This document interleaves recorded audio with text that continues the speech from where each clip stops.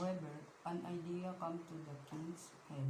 He remembered a story his grandfather told him of how one of his ancestors became the king, and that his crown was the only thing which belonged to his ancestor.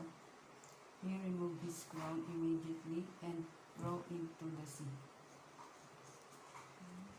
Gayunpaman, isang idea ang dumating sa ulo ng hari na naalala niya ang isang kwento sa kanya ng lolo kung paano naging hari ng dagat ang isa sa kanyang mga ninuno at ang kanyang korona ay ang tanging bagay na pag-aari ng kanyang mga ninuno. Agad niyang tinanggal ang korona at itinapon sa dagat.